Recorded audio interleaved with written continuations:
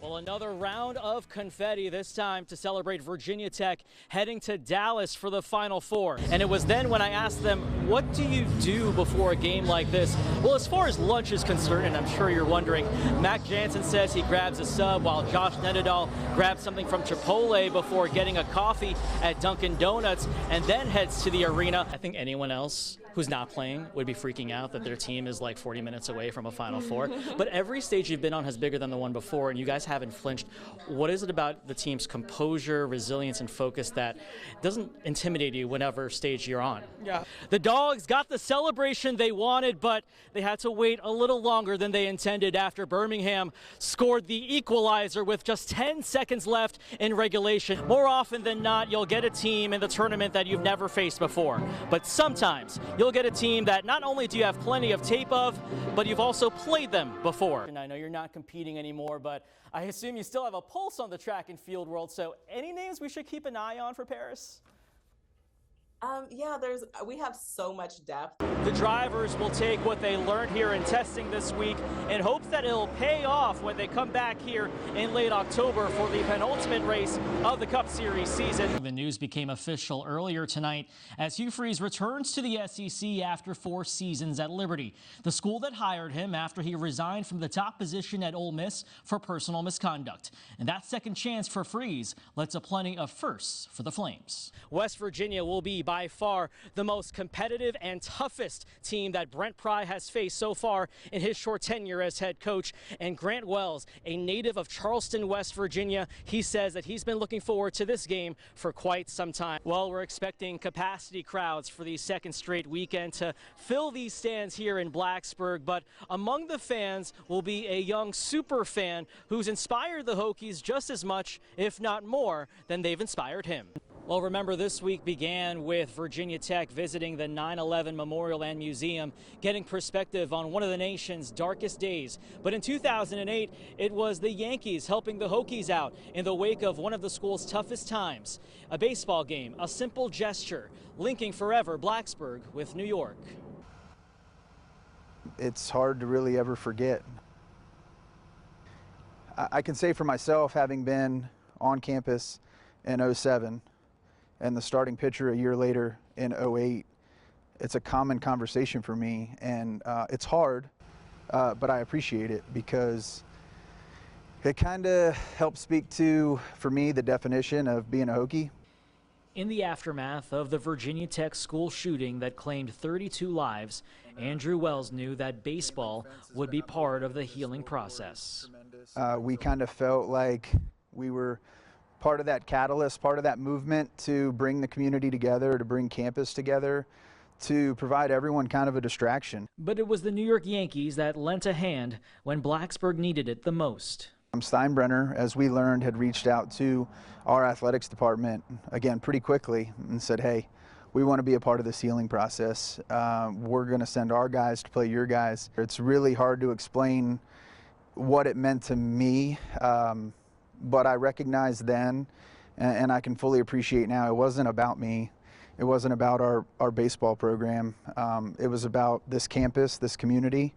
Less than a year after that dark day, the Yankees made the trip to the New River Valley to visit the April 16 Memorial and play an exhibition against the Virginia Tech baseball team at English Field. Yankees. I'll never forget towing that rubber.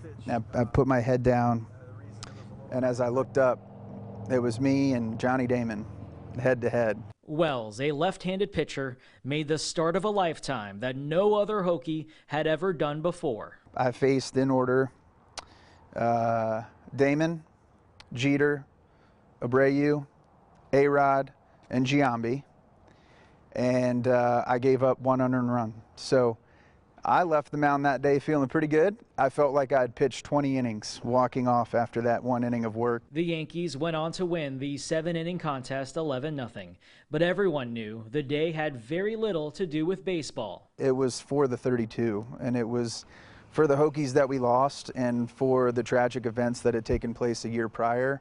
And just an incredible gesture on behalf of the Yankees. That was the start of the Hokies-Yankees bond, because they did step up in a way that no one could have imagined. that day changed my life forever. Forever will be a Yankees fan. In honor of what the Yankees have done for Virginia Tech over the years, the Hokies will be wearing the New York Yankees logo on a side of the helmets that they'll be wearing tomorrow at the Pinstripe Bowl. A neat gesture from the Hokies to say thank you to the New York Yankees. Well, starting tomorrow, the world's best track and field athletes will compete at the World Championships in Eugene, Oregon. Among the events contested will be the gravity-defying pole vault. Virginia Tech has produced a number of accomplished pole vaulters over the years, but one athlete training in Blacksburg right now stands out because of what he wears on his head. And when I'm about to go up for my jump, get on the runway, I put the chalk on my hands, put it down, clamp it, just to kind of let my body know we're getting into our habits, we're letting our body take over. For Jake Spotswood, putting on a helmet is part of the routine before every fearless attempt at the pole vault. The story behind that helmet dates back to 2021, when the multi-event athlete competed for Alabama. There's not that many athletes who do pole vault who wear helmets. You do. Why is that? Yeah. So at Alabama last year, I was pole vaulting at South Carolina as an indoor meet. And I think I just got a little too aggressive. I planted the pole and swung upside down to try and clear the bar, and the pole slips out of my hand.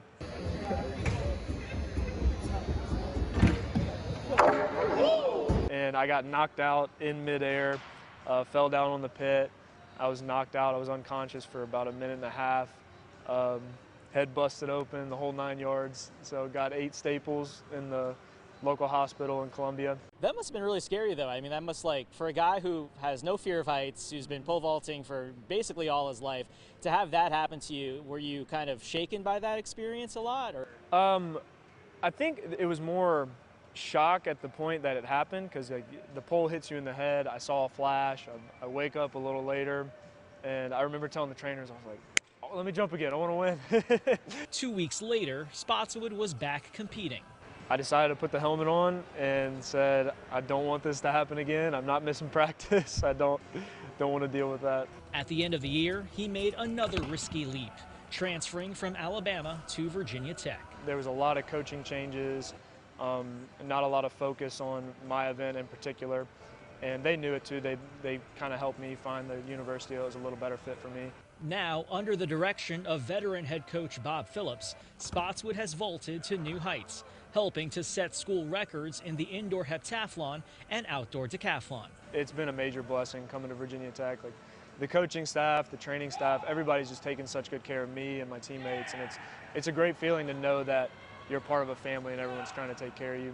And with his helmet, Spotswood has his head in the right place. Always have fun, because at the end of the day, if you're not having fun, it's not going to go where you want it to go. I still feel like a kid when I come out here, you know, so it's great. Jake's actually recovering from a leg injury he suffered during the outdoor season, but he'll be back for his final year in 2023. And if you're wondering, that is a skateboard helmet that he is wearing, because he used to skateboard too. Interesting. So, I also noticed you were a little overdressed. it was actually really hot in there at indoor track. I calculated how hot it would be, hence why some athletes just weren't wearing any shirts. Thank you, David. I look forward to following along.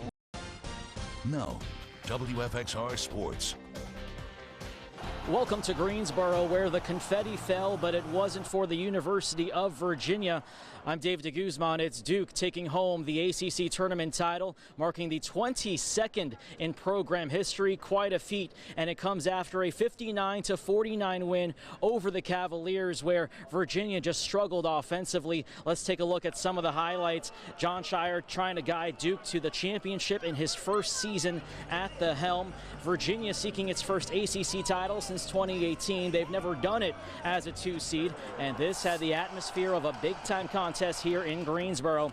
But it was Duke that made their shots early. Kyle Filipowski hitting the long-range 3, putting the Blue Devils up 11-5, and he was just getting started. Toward the end of the first half, off the miss, Filipowski beats Caden Shedrick to the rebound and gets the kiss off the window to give Duke an 11-point lead. Virginia trailing by 7 at the half.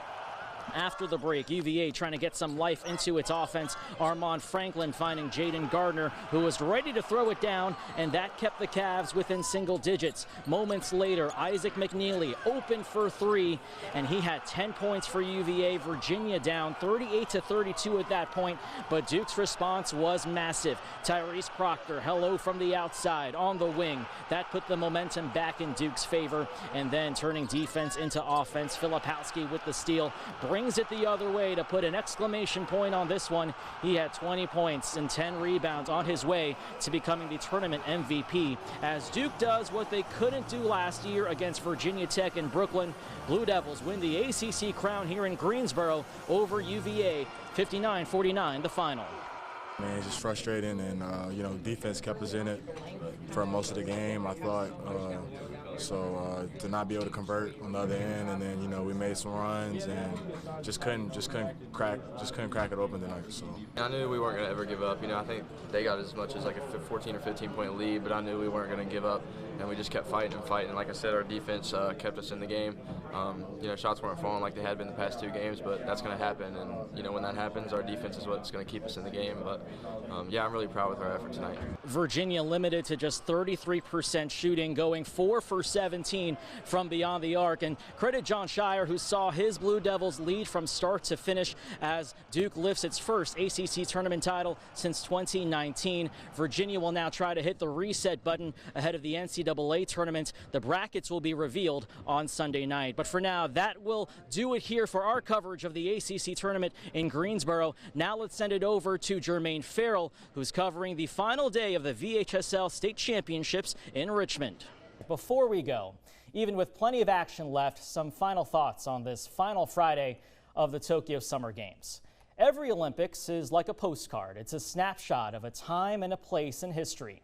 These games will forever be known as the Pandemic Games, the first ever to be postponed for a year, and taking place against the backdrop of a state of emergency in the city of Tokyo. The Olympic cauldron lit amid a chorus of protests and calls to cancel an event that organizers were determined to deliver.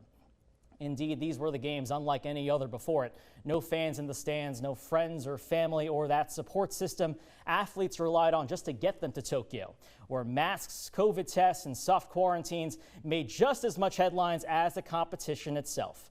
There are questions on whether it was all worth it, and time will tell. But as these games cross the finish line, you don't have to look past the faces of the athletes that took part to answer that question with a resounding yes. There were a total of 50 athletes with connections to the Commonwealth at these Tokyo Olympics, each with a unique journey, but all tied together by the pandemic we've all endured.